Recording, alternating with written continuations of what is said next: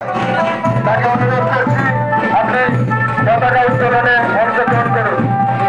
আর সকলে এই গানের সাথে সাথে আমার সাথে তাল মিলিয়ে প্রদান দেবে।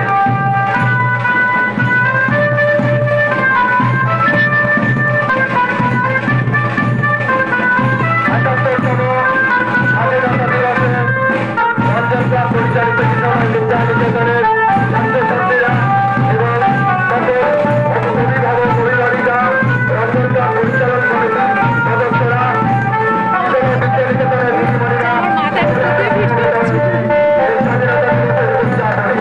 এখন পতাকা করেছেন গ্রাম সম্পাদক মাননীয় শ্রী অবনীন্দ্রনাথ চ্যাটার্জি মহাশয়।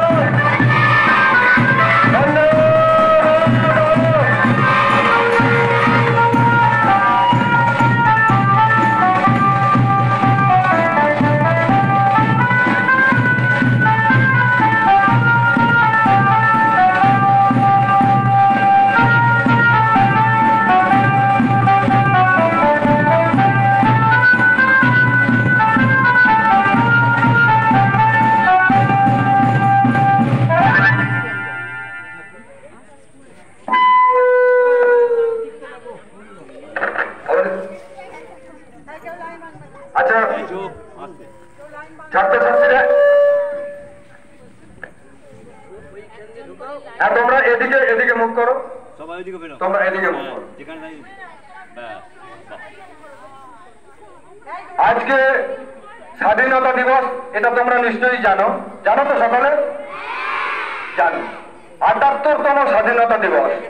এই স্বাধীনতা দিবস উপলক্ষে আমরা আজকে পথে হাঁটতে বেরিয়েছি।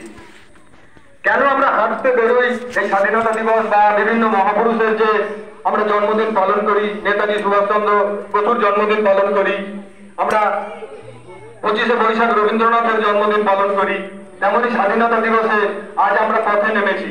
এর প্রধান কারণ যে আমাদের দেশটা এক সময় পরাধীন ছিল, এটা তোমরা জানো, তোমরা যারা পড়াশোনা করছো কিছু কিছু জানো, যত বড় হবে তোমরা জানবে। এবং বিশেষ করে এই রঞ্জন ক্লাবের পক্ষ থেকে এবং কিশোর বিদ্যানিকেতনের পক্ষ থেকে এই বার্তাটাই তোমাদের কাছে পৌঁছে দেওয়া হয় যে তোমরা পড়াশোনা করার সাথে সাথে তোমরা দেশকে জানবে, নিজের জন্মভূমিকে মাতৃভূমিকে জানবে, যে নিজের দেশ, এই দেশটা ৭৭ বছর আগে স্বাধীন হয়েছিল, তার আগে ২০০ বছর পরাধীন ছিল। তোমরা জানো যে বিকালে আছে আজকে অধিকার করা মানে এই ভারতবর্ষের, আমরা যে ভারতবাসী, আমরা পশ্চিমবঙ্গবাসী, আমরা এখানকার সমস্ত মানুষ যারা আমরা ভারতবর্ষে জন্মগ্রহণ করেছি, এই ভারতবর্ষের প্রতি আমাদের কোনো অধিকার ছিল না, আমাদের কোনো স্বাধীনতা ছিল না। আমরা কি করব, আমরা কেমন ভাবে এই দেশটাকে গড়ে তুলব, সে ব্যাপারে আমাদের কিছু করার ছিল না। ঠিক করে দিত বিদেশি শক্তি, ইংরেজরা, ইংরেজ শাসক রানী ভিক্টোরিয়া সেখান থেকে ঠিক করে দিত। এবং শুধু ঠিক করে দিতই না, আমাদের এই দেশের যে সম্পদ, আমাদের দেশের প্রচুর সম্পদ তারা লুট করে নিয়ে গেছে বিদেশে, তারা ইংল্যান্ডে নিয়ে গেছে, বিদেশে নিয়ে গেছে, আমরা রক্ষা করতে পারিনি। তারপরে অনেক এই ভারতবাসী অনেক সন্তান তারা মনে করেছে যে না, আমরা বিদেশি শাসনের মধ্যে থাকবো না, আমরা তাদের কথাই চলবো না, আমাদেরকে তারা লাঞ্ছনা করতো, আমার দেশবাসীকে, আমাদের মা বোনেদের তারা নির্যাতন করতো, আমাদের ছেলেদের, আমাদের পুরুষদের সকলকে অত্যাচার করতো, কাজ করাতো, উপযুক্ত মজুরি দিত না। এইভাবে তারা দমন করে, শাসনের নামে শোষণ করে আমাদেরকেও যেমন পরাধীন রেখেছিল, অত্যাচার করেছিল, তেমনি আমাদের দেশের সম্পদগুলোকে লুট করে নিয়েছিল। তাই প্রচুর ভারতবাসী, অনেক মানুষ, আমরা তো কয়েকজনের নাম জানি, নেতাজি সুভাষচন্দ্র বসু, মহাত্মা গান্ধী, ক্ষুদিরাম বসু, এরকম কয়েকজনের নাম শুধুমাত্র জানি, কিন্তু অসংখ্য, হাজার হাজার, লক্ষ লক্ষ যারা আমরা দেশকে ভালোবাসি, আমরা সকলেই দেশকে ভালোবাসি, তারা কিন্তু নিজের জীবনকে উৎসর্গ করেছে যে না, আমরা বিদেশি শাসন মানব না, আমরা স্বাধীনতা চাই, অর্থাৎ আমাদের দেশ কেমন ভাবে চলবে সেটা আমরাই ঠিক করব। এইভাবে যে বিপ্লব হয়েছে, আন্দোলন হয়েছে, তোমরা জানো, তোমরা আরো বেশি জানবে তারা কিভাবে ফাঁসির মঞ্চে চলে গেছে, তাদেরকে ফাঁসি দেওয়া হয়েছে, তাদেরকে মেরে ফেলা হয়েছে, এইভাবে অত্যাচার করেছে, প্রচুর মানুষ খুন হয়েছে, প্রচুর স্বাধীনতা সংগ্রামী তাদের জীবন দিয়েছে, সেই জীবনের বিনিময়ে, তাদের রক্তের বিনিময়ে আমরা এই স্বাধীনতা পেয়েছি। তাই আমাদের দায়িত্ব এই স্বাধীনতাকে রক্ষা করা আর দেশকে ভালোবাসা।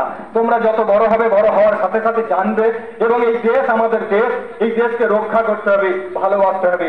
এই শপথটা আমরা আজকের দিনে নেব।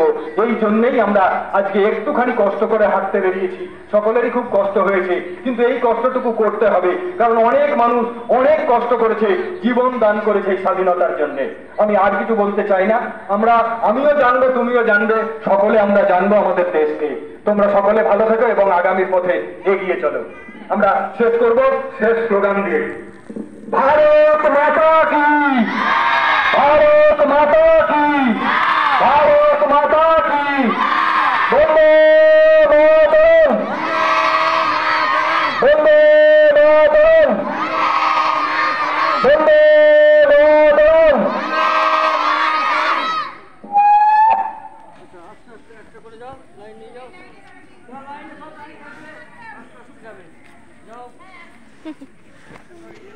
আচ্ছা, এক একটা করে লাইন যাবে।